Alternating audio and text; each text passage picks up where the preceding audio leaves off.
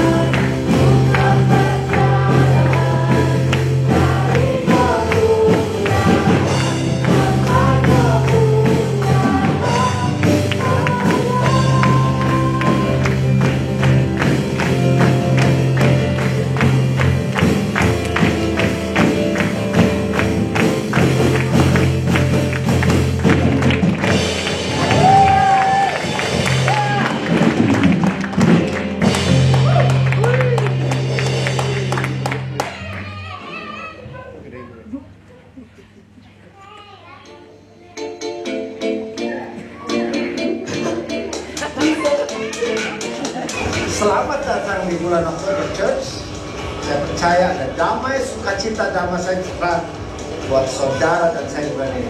Buat penuh kemenangan, buat penuh pertobatan, buat tekanan Tuhan dalam kehidupan saudara dan saya. And news for this week are kaboom! Informasi persembahan, jemaat bisa memasukkan ke dalam kotak persembahan yang sudah disediakan oleh gereja. Juga bisa melalui transfer ke rekening gereja yang ada di layar. Untuk informasi lebih lanjut, kunjungi website www.ifjburnington.org. Come and join us in prayer meeting this Friday, 7 p.m. at 61 Hopper Street, Mount Cook.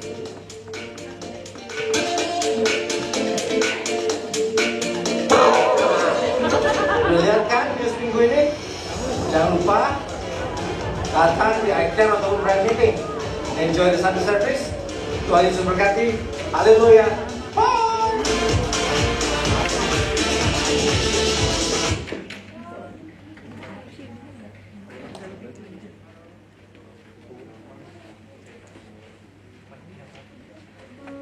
Shalom saudara. Halo. Apa kabar? Luar biasa.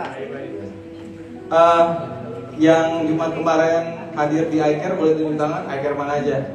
Pak Ibu Mata, Irise, saya, terus yang hadir di iCare, yang rata-rata semua hadir ya. Di iCare kemarin salah satu hal yang kita belajar tentang challenge. Saya suka poin yang ketiga ya. Dalam setiap challenge yang kita hadapin, Tuhan ada bersama-sama dengan kita. I think that's one of the important things buat saya pribadi as Christian. Itu mungkin kita yang sering dengar lagu Tuhan tak pernah janji langit selalu biru, tetapi Dia setia menemani. It's true. I mean like jadi orang Kristen nggak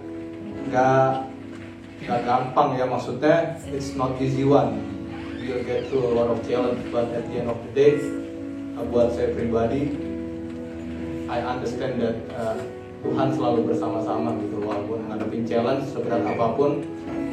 Saya rasa setiap kita punya challenge masing-masing. Ada yang hidupnya nggak pernah ngadepin masalah. Saya boleh tunjuk tangan dong.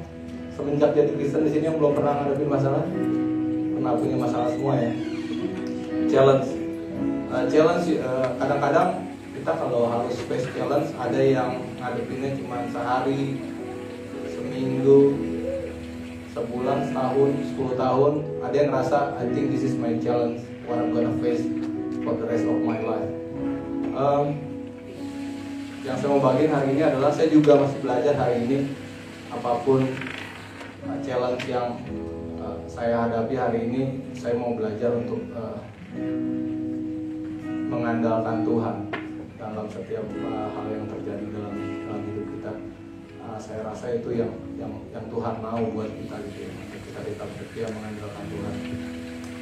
Mari kita sebelum masuk kepada persembahan, kita berdoa. Tuhan, kami mengucap syukur kalau kami hidup hari ini hanya karena kemurahan Tuhan. We live today only by grace. Gak ada Tuhan yang patut kami sombongkan Tuhan. Bukan dengan kemampuan kami, bukan dengan degree kami, not by our financial Tuhan. Kalau kami hidup hari ini, semua hanya karena berkat Tuhan. Kau yang memperbolehkan kami ada di tempat ini Tuhan, di gereja ini Tuhan. Semua hanya karena kebaikan-Mu Tuhan. Tuhan, kami mengucap syukur kami punya Allah yang besar, Allah yang bersama-sama dengan kami Tuhan every season in our life, dan we thankful for that Lord. Tuhan, ajar kami untuk hidup semakin setia, untuk kami hidup semakin melekat di dalam Engkau Tuhan, untuk kami tidak menjadi fake Tuhan, untuk kami tahu kebenaran tentang Engkau Tuhan. Pada saat kami mengerti tentang Engkau lebih dalam lagi Tuhan, dan kami semakin having that confidence Tuhan menghadapi hidup kami, karena kami tahu bahwa Tuhan yang memelihara kehidupan kami setiap saat, setiap waktu Tuhan. Tuhan, terima kasih Tuhan kalau Engkau sudah terlebih dahulu memberi Tuhan. Engkau yang memberi hidup untuk kami Tuhan hari ini. Engkau yang mati untuk kami beroleh hidup. Tuhan, apapun yang kami beri Tuhan, biarlah Engkau yang tahu apa yang harus kami beri Tuhan, seberapa banyak yang harus kami beri Tuhan. Biarlah ini boleh menjadi saluran berkat Tuhan bagi banyak orang, bagi gereja ini Tuhan. I know Engkau gak butuh uang kami Tuhan, tapi kami mau belajar setia saat kami memberi Tuhan. Bukan hanya finansial kami, bukan hanya waktu kami Tuhan, tapi kehidupan kami Tuhan, hati kami Tuhan, kami Tuhan kami. Biarlah Kau yang memberkati setiap tangan yang memberi Tuhan, memberkati setiap kami, kehidupan kami boleh menjadi berkat bagi orang-orang sekitar kami Tuhan. Kami mengucap syukur, kami siap Tuhan untuk masuk lebih dalam lagi Tuhan, untuk kami menerima kebenaran tentang firman-Mu hari ini Tuhan. In the name of Jesus we pray, amin. Mari kita bersama-sama berdiri untuk berdoa Bapa kami. Bapa kami yang di surga, kuduskanlah nama-Mu.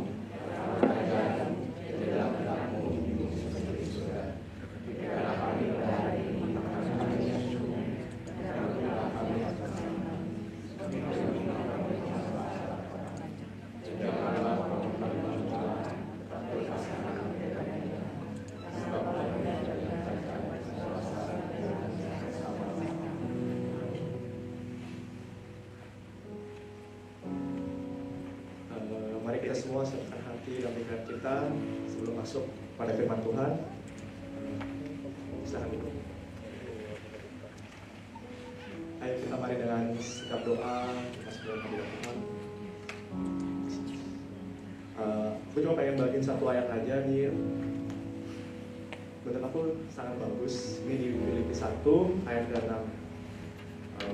Bunyinya gini. Akan hal ini aku yakin sepenuhnya, yaitu Dia, Tuhan, yang memulai pekerjaan yang baik di antara kamu akan meneruskannya sampai pada akhirnya pada hari kedatangan Yesus Kristus. Aku percaya Tuhan itu udah mesti siapin sesuatu bagi hidup kita gitu. Rencana-rencananya, hasil yang akan berbuah baik di hidup kita. Tapi balik lagi, Tuhan udah siapin, kita mau nggak ambil itu? Kita take the challenge, ambil langkah pertama itu. Karena aku percaya ya Tuhan itu ya waymaker.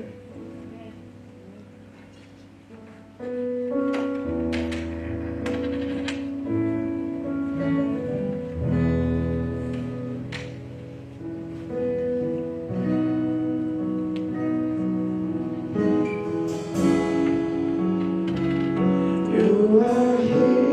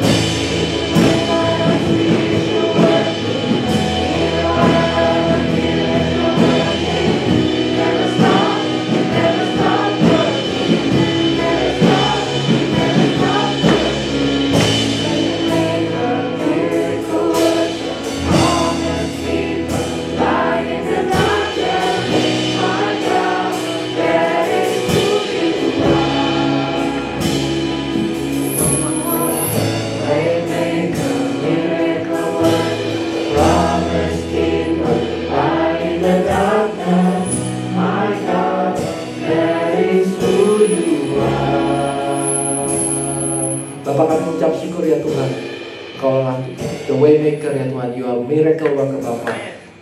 Tuhan, kami berterima kasih untuk hari ini ya Tuhan, atas kesempatan kami bisa datang memuji muliakan nama-Mu sekali lagi ya Tuhan.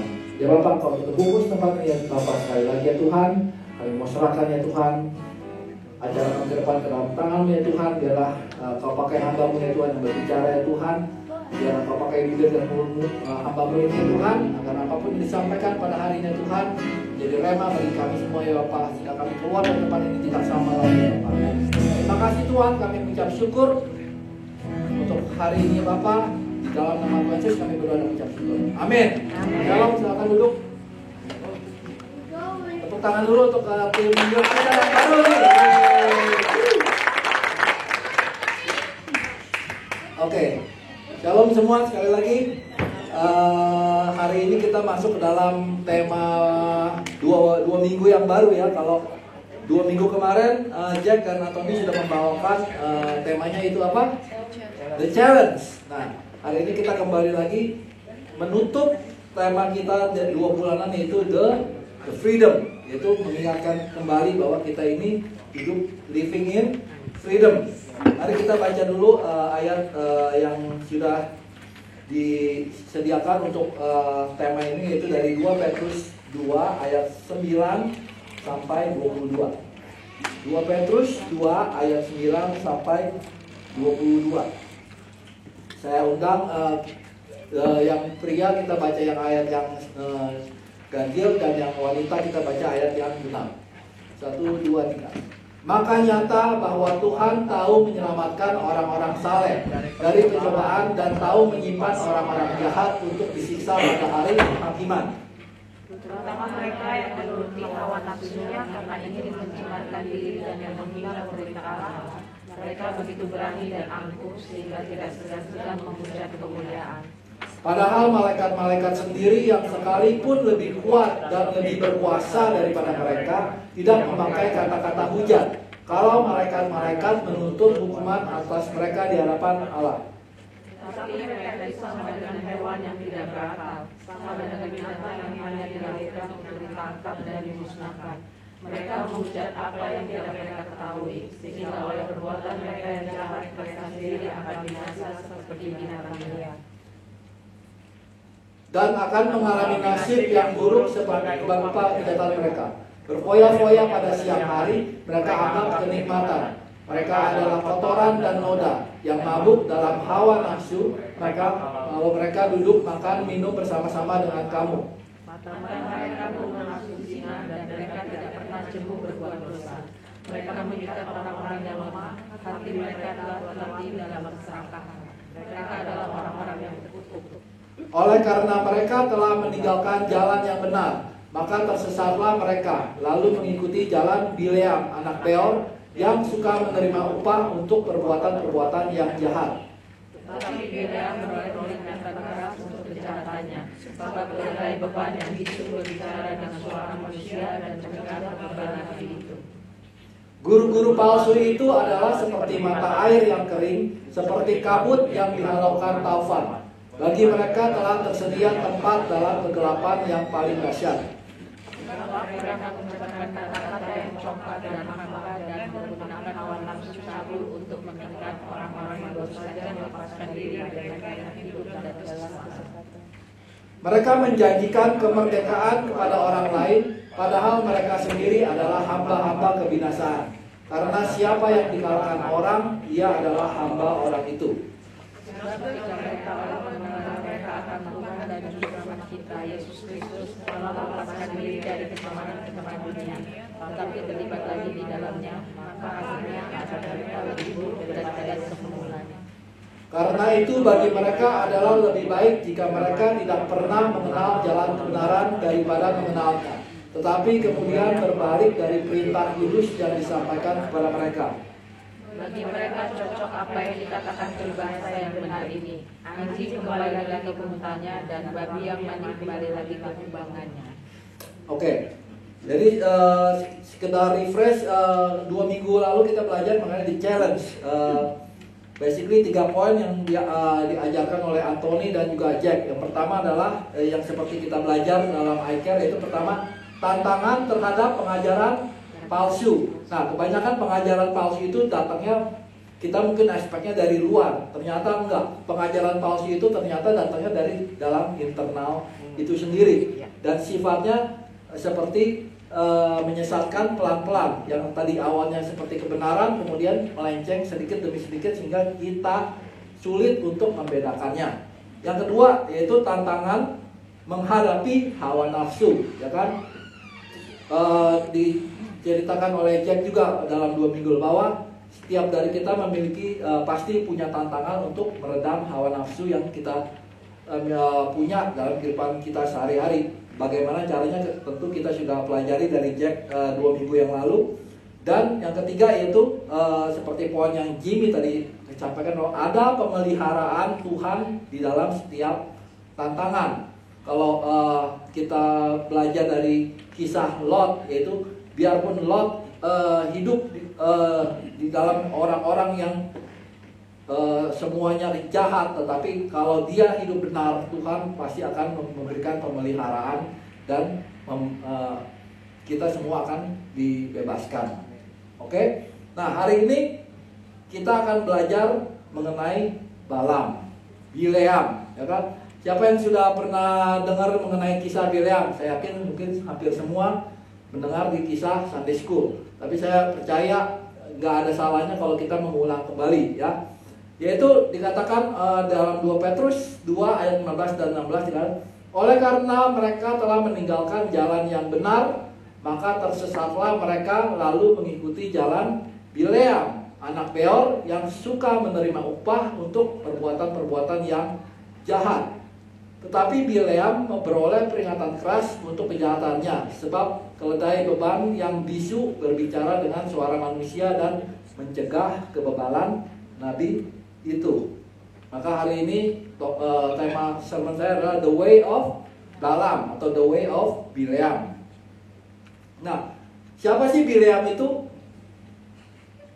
Kalau kita mau pelajari Bileam, nama Bileam pertama kali muncul itu langsung di kitab Bilangan. Hari ini mungkin saya mau invite kita semua buka ya sama-sama dari kitab Bilangan 22 sampai 25. Jadi apa yang saya sharing hari ini kalian bisa baca kisah Bileam itu dari Bilangan 22 sampai Bilangan 25. Yaitu kita mulai dari itu. Kemudian berangkatlah orang Israel dan berkemah di dataran Moab, di daerah seberang sungai Yordan dekat Yeriko.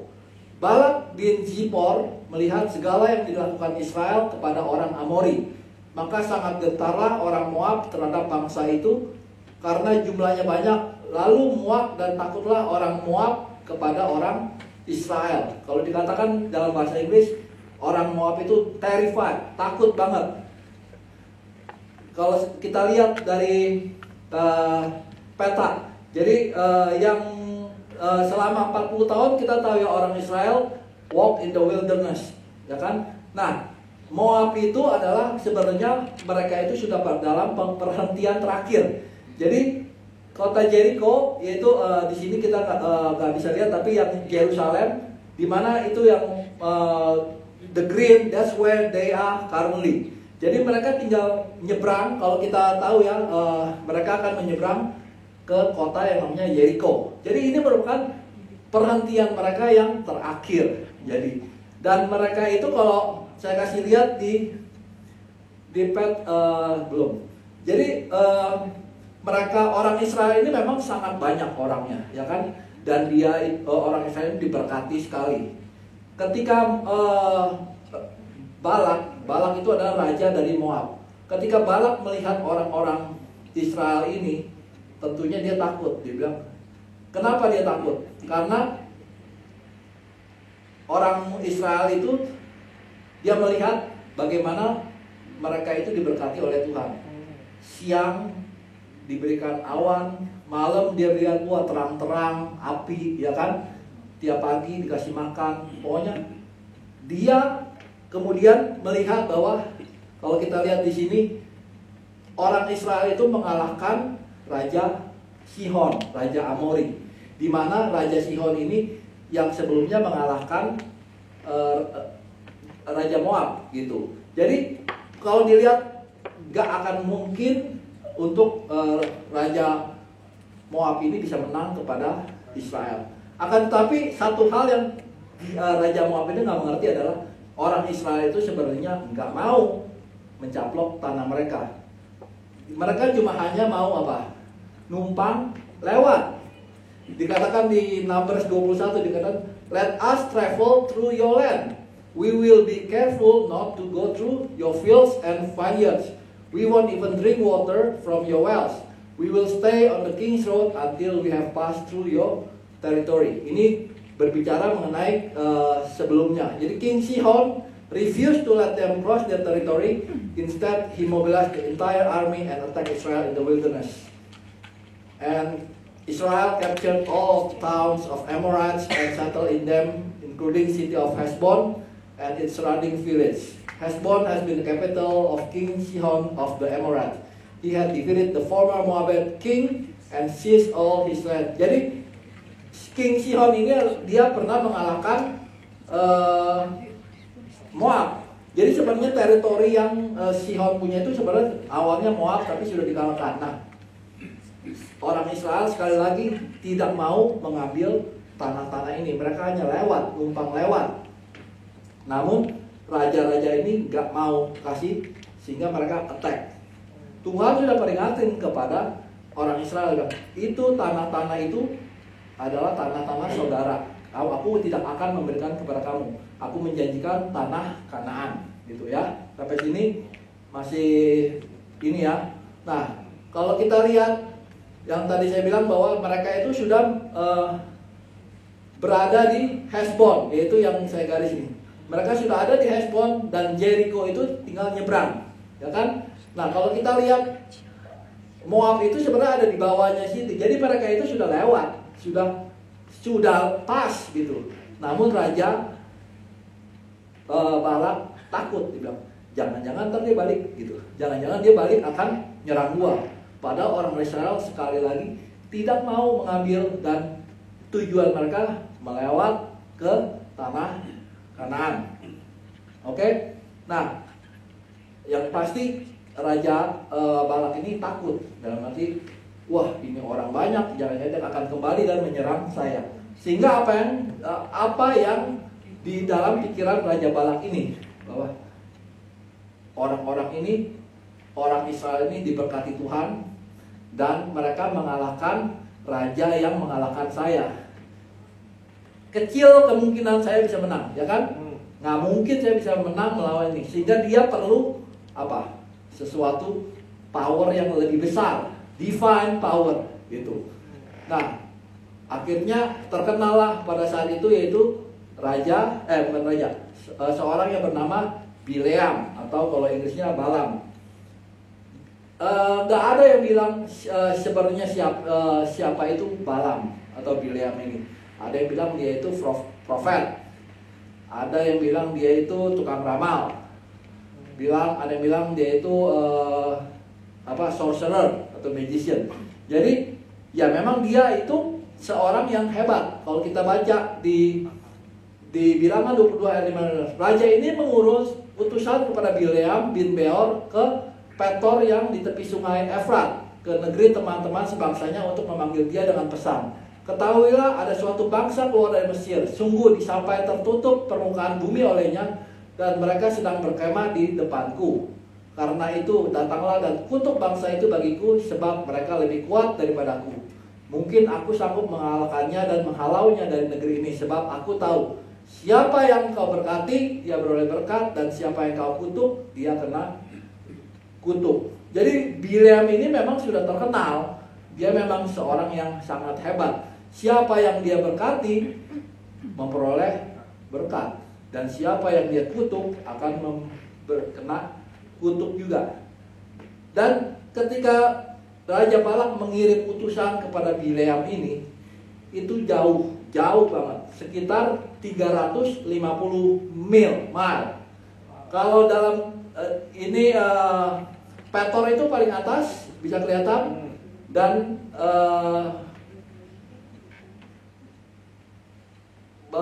itu kira-kira yang di bawah situ, Hesbon. Kalian bisa lihat, sorry ya, ini ada ininya gak ya?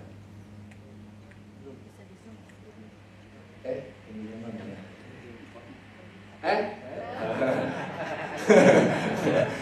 Kok nggak ada ya? Kayaknya waktu itu ada. Sorry. Pokoknya, oh ya tuh Hesbon, coba mouse-nya. Hesbon itu di bawah, Petor itu di atas. Dan 350 mile naik onta atau naik kuda. Kira-kira berapa lama?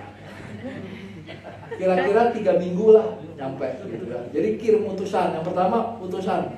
Pokoknya panggil si Bileam gitu kan. Nah, jadi mereka 3 minggu yang dikirim pertama utusan yang biasa-biasa nih dikatakan ya.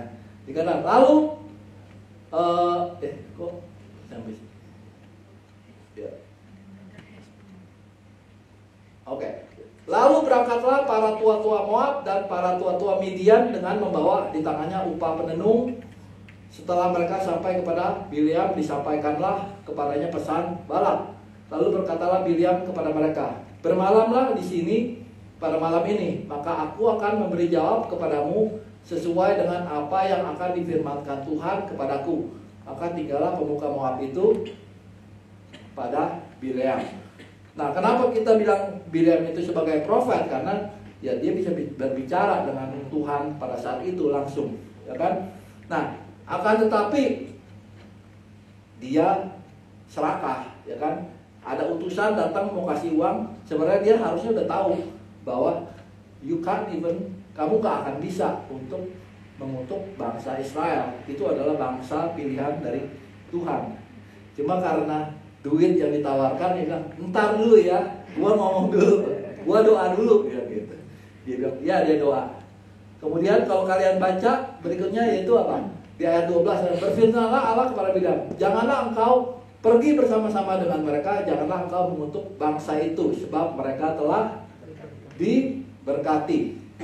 Bangunlah Bileam pada waktu pagi dan lalu berkata kepada pemuka Balak, pulanglah ke negerimu sebab Tuhan tidak mengizinkan aku pergi bersama-sama dengan kamu. Nah, di saat ini sebenarnya dia sudah bisa bilang, aku gak akan bisa mengutuk bangsa Israel karena memang gak bisa gitu. Tapi dia cuma bilang, pulang aja. Dia bilang, gua gak dapet izin gitu. Biasanya kalau anak-anak bilang, oh my mom won't let me gitu kan. Padahal ada reasonnya, tapi my mom won't let me, jadi pulang. Nah, mereka pulang, balik lagi ya 3 minggu jalan naik onta, nyampe ke Raja Balak, ya kan? Balak bilang, kenapa? Dia nggak suka gitu ya. Pergi lagi gitu. Kali ini tawarin yang lebih banyak, ya kan? Bahkan yang dikirim utusannya lebih tinggi.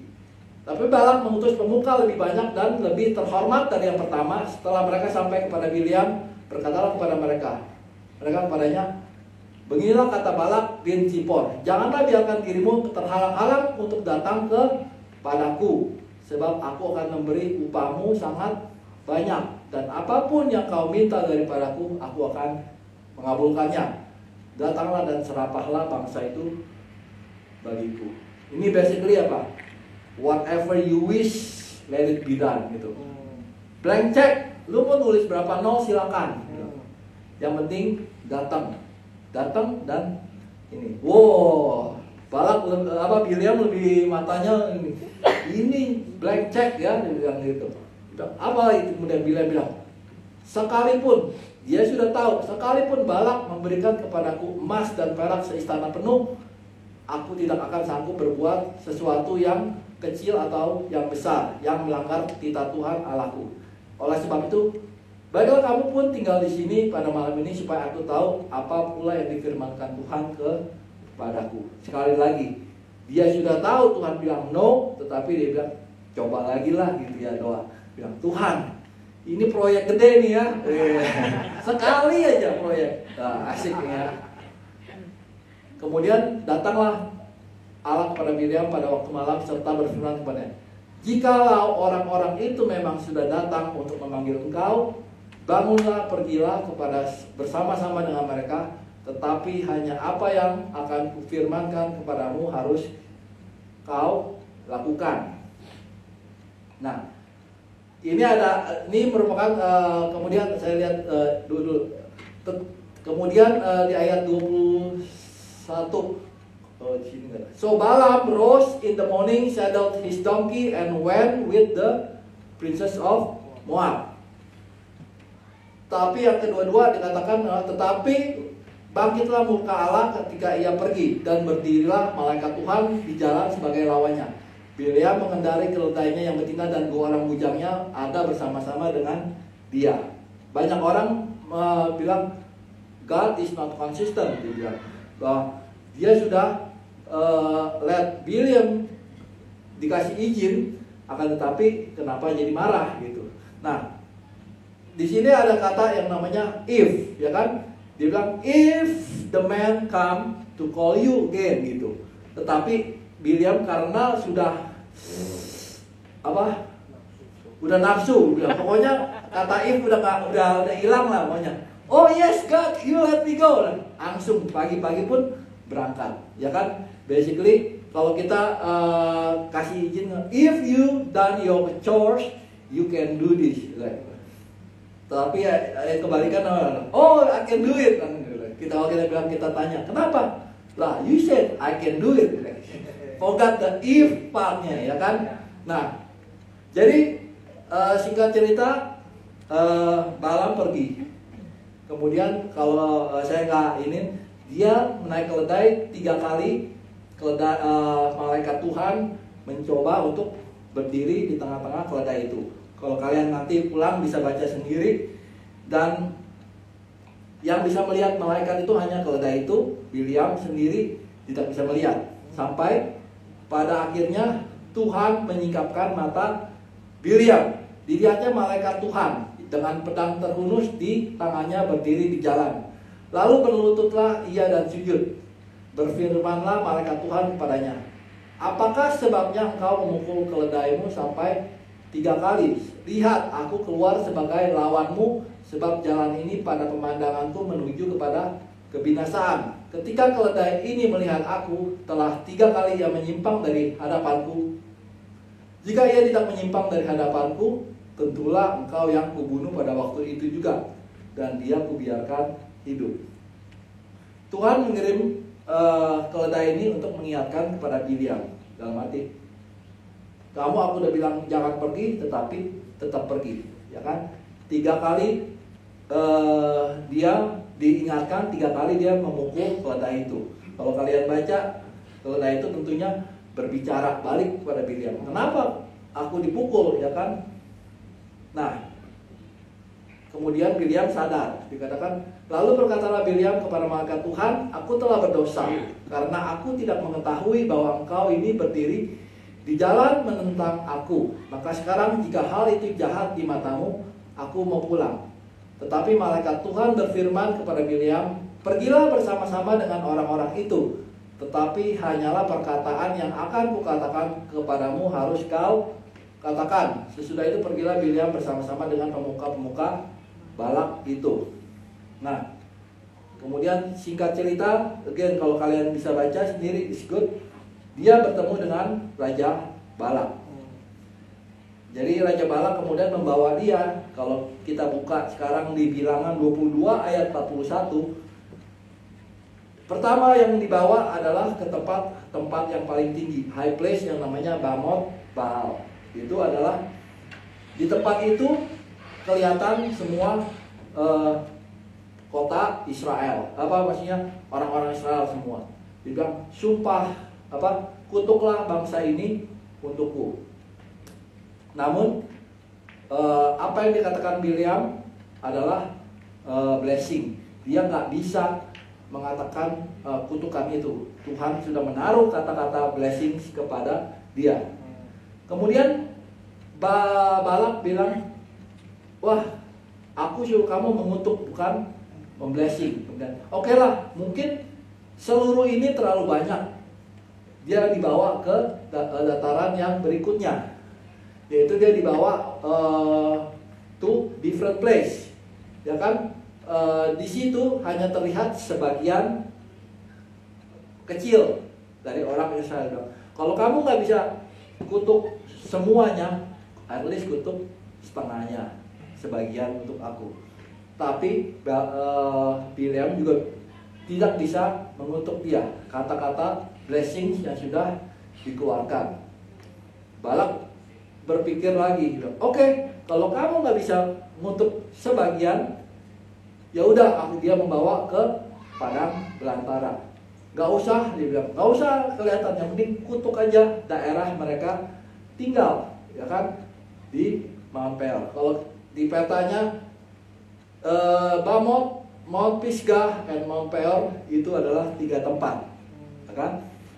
Jadi yang pertama yang paling tinggi, kemudian ini menghadap ke padang overlooking the wasteland, katanya, menghadap ke padang belantara. 3 kali dia nggak bisa mengutuk, malah blessings yang keluar dari mulut Bileam. Lalu bangkitlah amarah Balak terhadap Bileam, dan dengan meremas jarinya berkatalah ia kepada Bileam, untuk menyerapa musuhku aku memanggil engkau, tetapi sebaliknya sampai 3 kali engkau memberkati mereka. Oleh sebab itu enyalah engkau ke tempat kediamanmu. Aku telah berkata kepadamu, aku telah bermaksud memberi banyak upah kepadamu, tetapi Tuhan telah mencegah engkau memperolehnya. Jadi Balak marah pada Bileam, dan singkat cerita lagi, kemudian Bileam pulanglah ke tempat kediamannya, dan juga Balak pulang juga. Oke, sampai sini masih follow ya. Akan tetapi Bileam nggak kehilangan akal. Dia nggak bisa mengutuk karena kata-kata, tetapi dia bisa memberikan dia sudah memberikan blessing kepada orang.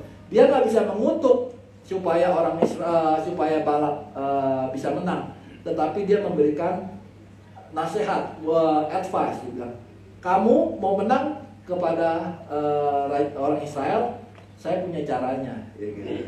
Ya. Yang penting duit dulu masuk ya, saya punya caranya. Bagaimana? Gitu, ya. Kalau kita lihat di Wahyu 2 ayat 14 dikatakan, tetapi aku mempunyai beberapa keberatan terhadap engkau, di antaramu ada beberapa orang yang menganut ajaran Bileam, yang memberi nasihat kepada Balak untuk menyesatkan orang Israel supaya mereka makan persembahan berhala dan berbuat zina. Itu. Jadi kamu suruh aku mengutuk, aku nggak bisa.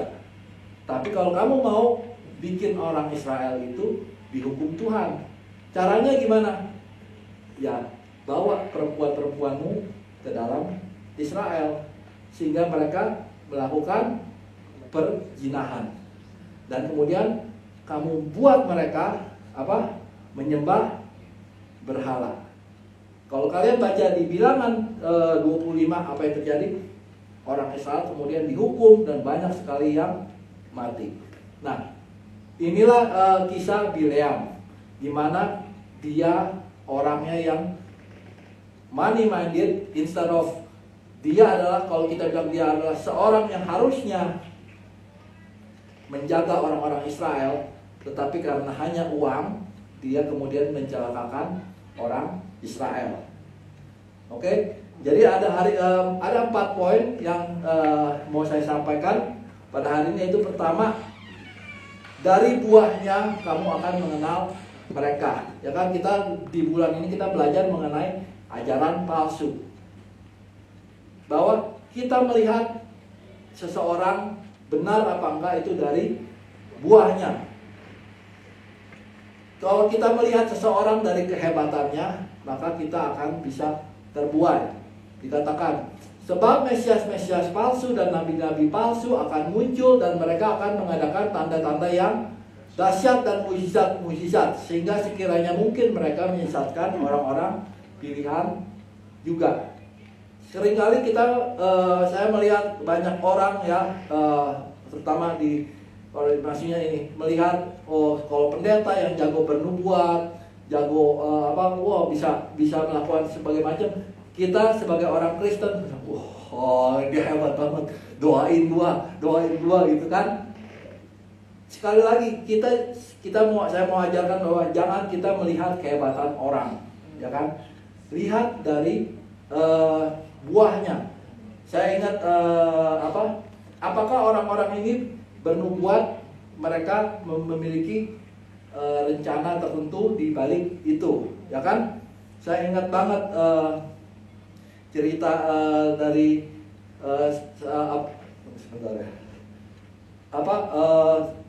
dari perbuatannya, dari perkataannya itu kita bisa melihat apakah orang ini konsisten atau orang ini hanya aktor. Tahu ya? Kalau orang yang benar, dia akan konsisten dari Senin sampai Minggu setiap hari. Apapun yang dikatakannya Minggu, Senin sampai Sabtu pun akan dilakukannya. Tapi kalau orang yang hanya aktor, dia mengatakan di hari Minggu, Senin sampai Sabtu berubah 180 derajat. A false prophet akan meninggikan namanya sendiri, bukan nama Tuhan. A false prophet akan cari untung untuk dirinya sendiri, bukan untuk keuntungan Tuhan, ya kan?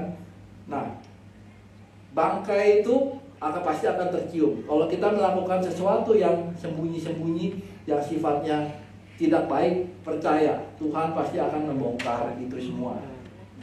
So, yang pertama adalah follow God. Balak itu tahu siapa orang-orang Tuhan, orang-orang Israel ini. Tahu kan? Tahu. Cuma instead of dia follow Tuhan, dia malah memanggil orang-orang lain, sorcerer lah, segala macam yang dia pikir bisa mengalahkan Tuhan. Padahal kita juga sekarang kita diperingatin bahwa kita harusnya follow Tuhan, jangan follow pendeta. Sekali lagi, pendeta yang bisa bernubuat dan sebagainya, yes, mungkin dia bisa, tapi kita jangan terbuai oleh orang-orang tersebut. Kita follow Tuhan itu sendiri. Oke? Kedua, yaitu motivasi ikut Yesus. Apa motivasinya? Ya kan? Balaam, saya bilang ini memiliki mentalitas ini, wani piro, ya kan? Berani bayar berapa, ya kan? Banyak, wani piro, ya kan? Kalau kita melihat sekarang ini banyak orang ikut Tuhan pikir untung ruginya. Untung gua apa ikut Tuhan? Ya kan? Untung gua apa pelayanan, gitu. Dikatakan di Yudas, ya, celakalah mereka karena mereka mengikuti jalan yang ditempuh Kain, dan karena mereka oleh sebab upah menceburkan diri ke dalam kesesatan Bileam, dan mereka binasa karena kedurhakaan seperti Korah. Like Balaam, they deceive people for money. Mungkin di saat-saat ini kita bisa relate bahwa banyak sekali sekarang hamba-hamba Tuhan ya, yang kita kalau coba undang, saya cuma dengar, saya bahkan nggak berani, sudah mematok harga gitu. Dalam arti kita mau undang untuk berbicara, tim manajemennya sudah bilang, oh untuk undang ini minimal PK-nya sekian, terus harus pesawatnya harus bisnis, terus hotelnya harus bintang 5. Itu sudah seperti standar gitu ya. Kalau mau ya pendeta ini gitu, yang ini. Nah, sekali lagi, semoga kita semua nggak menjadi seperti orang yang seperti ini, bahwa itu merupakan sesuatu seperti Bileam, Bileam, sorry. Bileam, ya kan? Kamu mau panggil saya, berani bayar berapa? Kamu mau suruh saya doain buat kamu, berani bayar berapa? Ya kan? Kamu mau suruh saya khotbah di sini, berani bayar berapa? Itu adalah motivasi yang tidak benar, ya kan?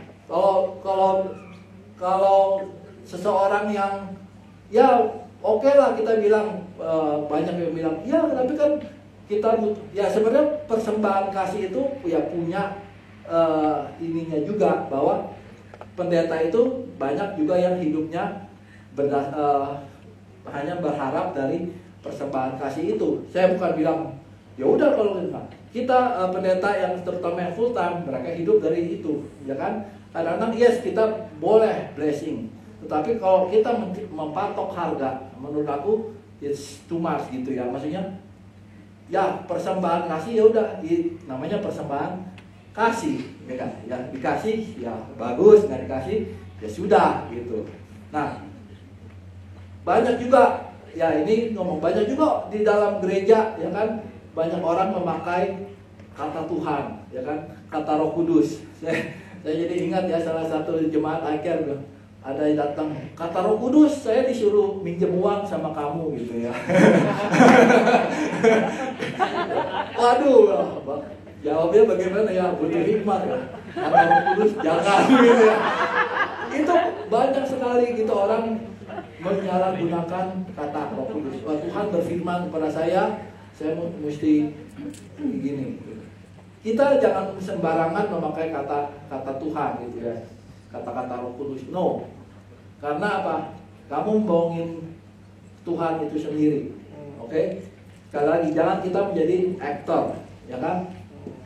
Minggu seperti malaikat, Senin sampai Sabtu seperti apa? Ya. Kita bisa membohongin orang lain, ya kan? Kita bisa membohongin orang lain, tapi kita nggak bisa membohongin Tuhan.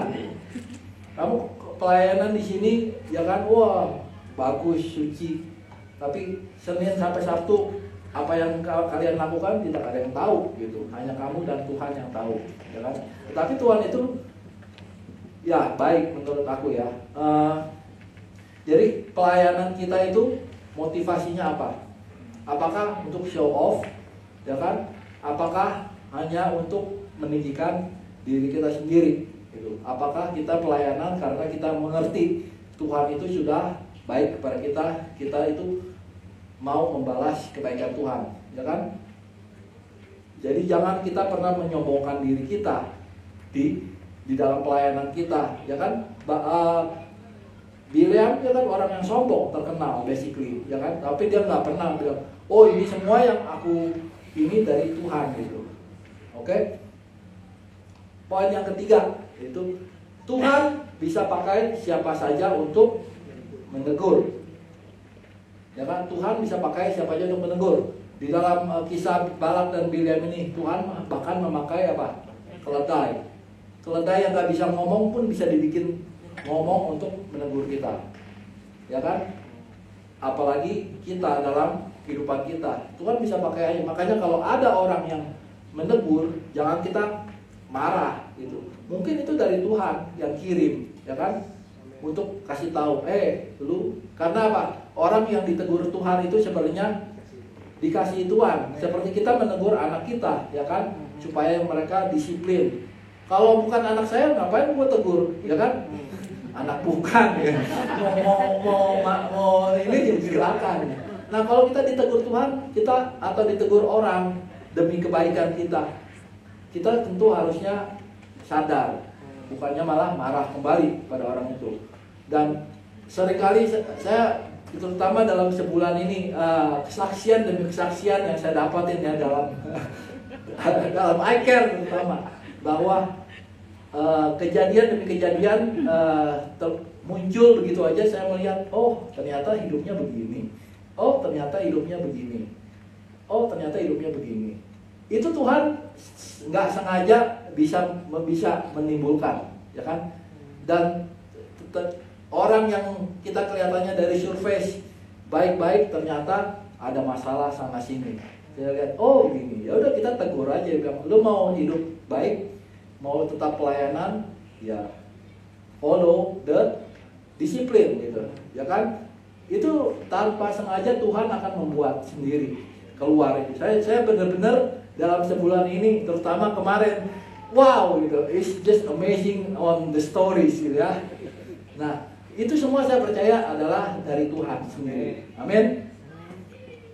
Yang keempat yaitu ya tentunya bertobat dan repent and obey God. Bertobat dan takut akan Tuhan. Bileam sudah diperingatin, tetapi dia sadar, tetapi nggak completely sadar, ya kan? Dia tadi pas melihat malaikat, dia bilang sorry aku salah. kemudian dia memblessing orang-orang Israel, tetapi dia tetap melakukan satu hal, yaitu mencelakakan orang Israel dengan memberitakan secretnya, ya kan? Tuhan itu sebenarnya dari awal udah tahu, makanya dia nggak izinkan dia untuk pergi, karena dia punya maksud tertentu. Dan gue nggak boleh berkatin, gue nggak boleh kutuk, nggak apa-apa, gue bisa mendapatkan reward yang dari hal yang berbeda, gitu. Berbeda dengan Daud. Daud ketika melakukan kesalahan, dia juga ditegur oleh Nabi Nathan, ya kan? Ketika dia berzina dengan Bathsheba. Tetapi saat itu setelah dia ditegur, dia tahu dia bersalah, kemudian dia bertobat. Jadi pilihan sebenarnya kita living in freedom adalah kita bisa choose. Kamu mau stay in your path, melakukan dosa terus dan menerus, atau kamu memiliki the freedom untuk stop. Saya mau undang untuk tim presiden untuk maju. Kita memiliki the freedom or not, itu based on us. Balaam dia karena masih keinginannya dengan hawa nafsu akan uang, hawa nafsu dengan hal-hal duniawi, dia nggak bisa memiliki that freedom. Dia bilang, oke, bilang, saya akan tetap mencintai uang. Sedangkan kita sebagai orang yang percaya, we need to have that freedom. Dikatakan, di mana hartamu berada, di situ hatimu berada. Oke? Nah, kembali lagi bahwa sebagai closing, kita harus menjaga di mana hati kita. Kita harus terus berdoa kepada Tuhan. Tuhan, selidiki hati kita, karena di luar kita di surface, kita dilihat orang, kita bisa pretend. Tetapi sebenarnya di dalam itu adalah hal yang paling penting. Kita harus benar-benar mengerti bahwa semua yang kita miliki itu dari Tuhan gitu. Dan Tuhan mau kita tuh melakukan yang terbaik untuk Dia. Mari saya undang saudara untuk bangkit berdiri. Selidiki aku, lihat hatiku, apakah ku sungguh mengasihimu, Yesus, Kau yang Maha Tahu dan menilai hidupku, tak ada yang tersembunyi bagi. Kita ulang lagi kata-kata ini, selidiki aku ya Tuhan, selidiki aku, lihat hatiku, apakah ku sungguh mengasihimu, Yesus, Kau yang Maha Tahu dan menilai hidupku, tak ada yang tersembunyi bagimu. Aku lihat kebaikan-Mu